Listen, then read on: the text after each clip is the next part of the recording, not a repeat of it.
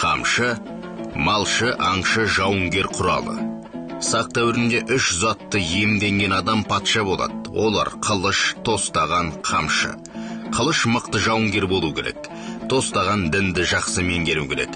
Қамшы мал бағу, күту, тағы да басқа жайттарын білген ғана патша сайланған. Қамшы бар жерде жын шайтан қашады.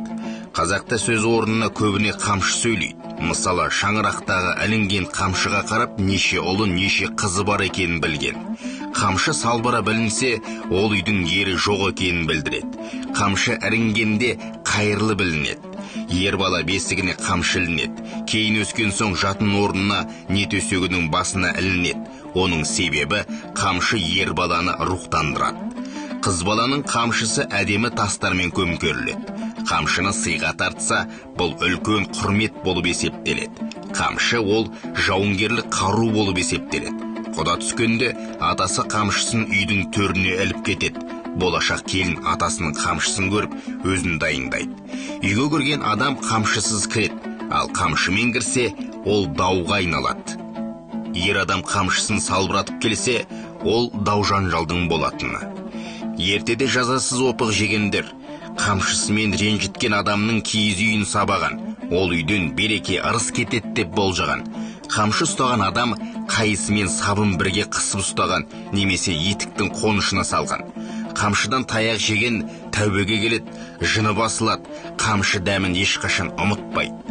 Жеті жарғы заңында мәселесін шешу үшін таңдаған биге алдына қамшы тастаса, сол би оның мәселесін шешкен. Келісім шарт жасайтын кезде де қамшыны ортаға тастаған. Қамшы сөзі қамдану, қамал мағынасында негізі. Қамшы сынса өлімге. Мысалы, Шоқа мен әкесі Уәлихан кезіккенде әкесі бәрін таста, сұлтандыққа сайланасың дегенде, Шоқан ғылым жолын таңдап әкесіне келісім бермеген. Ызаға булыққан әкесі Уәлихан, сен менің балам емессің деп қамшысын сындырып лақтырған. 6 айдан кейін Шоқан қайтыс болады. Төлеген мен қыз жібекте Төлегенді әкесі шақырып алып былай дейді: бауырың сансызбай жоңғармен соғысып ел қорғауда, ал сен әлі қыз қуып серуендеп жүрсің. Адастырылған қызды аласың дегенде Төлеген қыз жібекті сүйетінін айтқан. Әкесі кет әрі деп Төлегенді қуып қамшысын сындырып лақтырған. Төлеген қыз жібекке барып, өзіңе жартап, менің өмірім шектеулі деген. 7 күннен кейін қыз жібекті қызғанып жүрген ұры Қарақшы қожаның жігіті кескен терек атып өлтіреді. Бекежан батыр өлтірді деген лақап, өйткені Бекежан жібектің ағасы, 5 атасынан, ол жібекті қорғап жүрген. Екіншіден Бекежан батыр, ал батырлар артынан садақ атпайды. Үшіншіден Бекежан Зүлфия деген қызға ғашық болған. Қамшы киесі қатты, қамшыны аяқ асты тастамайды. Қазағымның қамшысы қайыспасын, сынбасын.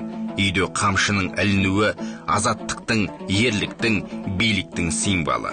Қамшы, ұл болсаң қолыңда, құл болсаң төбеңді ойнайды. Қамшыңыз қолыңызда болып, қамданыңыз.